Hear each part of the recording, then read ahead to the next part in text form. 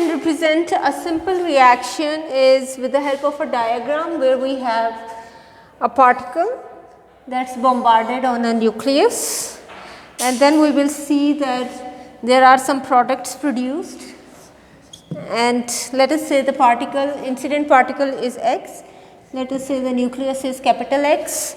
Similarly, the products released is maybe another product nucleus which is Y, capital Y, and then a small particle which is small y, and we can define the geometry by defining the angles. Let us say that this angle is theta and this angle is phi.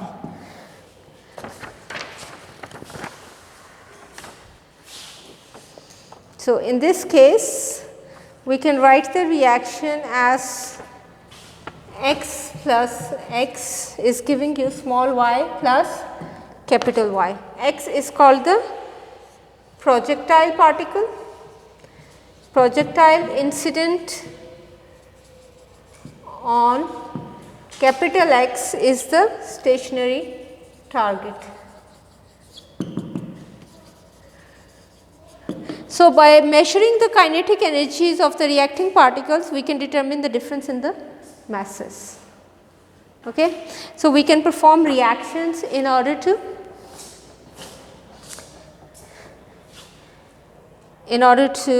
find these masses. So, for this purpose we can have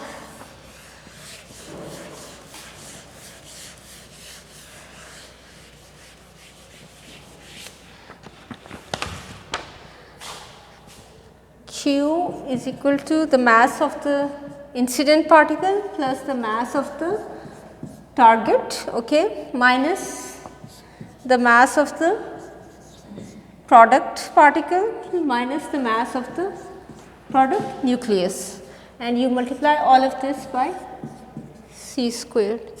So, what is capital Y? The product nucleus, right. So, like when a reaction, like let us say the fission reaction takes place. So, the incident would be, what is the incident particle in the case of a fission reaction? It is a neutron, okay. This is a very famous reaction, right. The target nucleus is U-235, right, and then the product nuclei are 3, but in fact 2.4. These are the neutrons. So, there are particles. Now, barium, krypton are the nuclei and the particles are the neutrons, and sometimes also gammas are produced in some reactions, right. Okay, so, that is an example of how this can take place, right. So, this is a product nucleus and Y is a product particle. Okay. But then if you study specific reactions, then you can replace the values of the specific reaction. So, the compact notation for this is you write the nuclei outside and you write the particles inside. So, let us look at an example.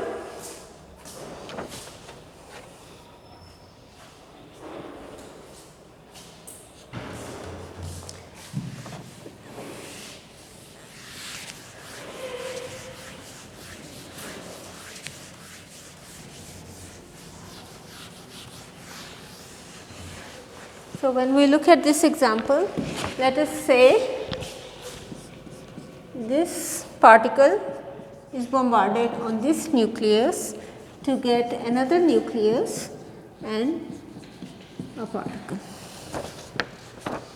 Now, if I ask you to find Q, what will be the value of Q? How will you find it? Will be using the same formula. Yeah, let us do it. So, what are we aiming for? Why are we doing this? We want to find the mass of, let us say, this one. Okay. So, if we want to find the mass of this one, then we will have this is equal to, if we substitute these in that equation, we will get this is equal to this plus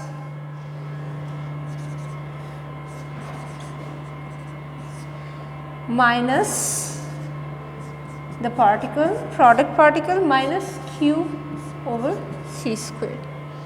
So, can you substitute the values and try to find the mass? Do it.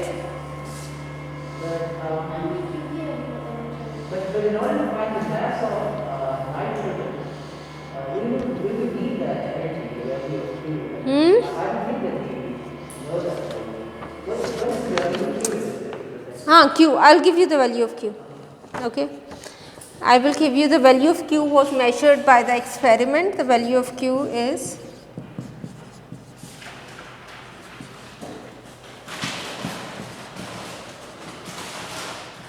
okay. Is that okay? Yes. So, now you can find it.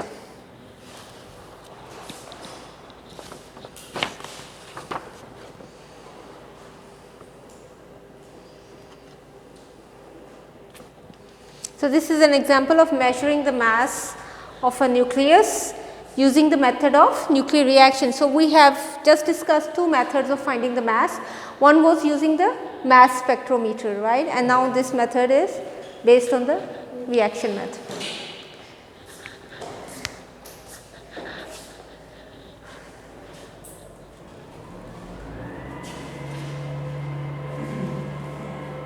So, this is page number 62 of the book that we are doing.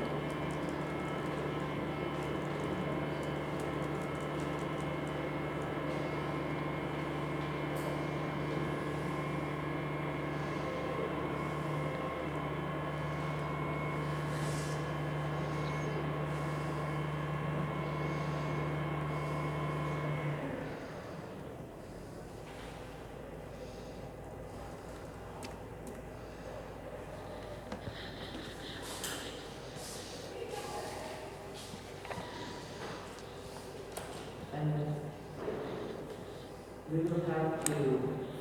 will have to use the masses in kilograms, right? You can use the masses in U. Where are you going to get the masses? Where will you get the values? Yes, from the table I just showed you, right?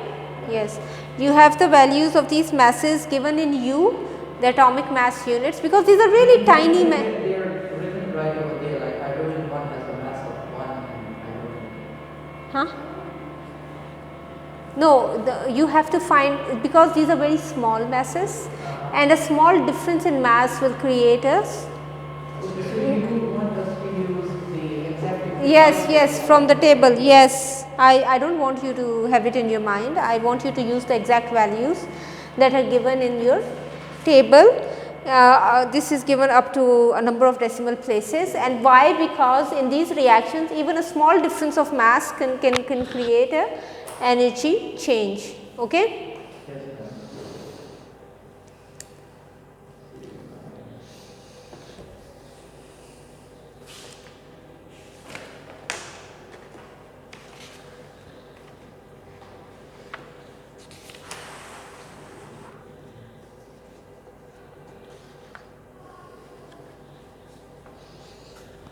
So, for the students who are going to be doing this from online, I would like them to do the same thing themselves, because when you will make this calculation yourself, you will understand it better. So, we have discussed the method, the formulas, and you just put in the values and calculate it to get the idea of how this method works and how it can be used.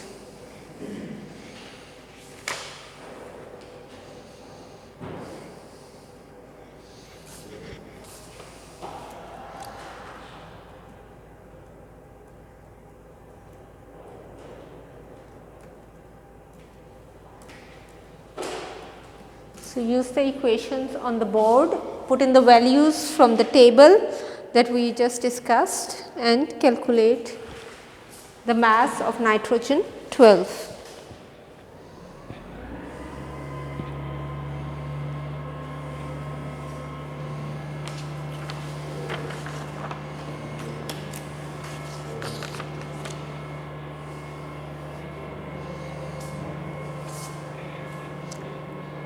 Okay Ramin, आप इसको बंद कर दो, फिर हम दोबारा on कर लेंगे।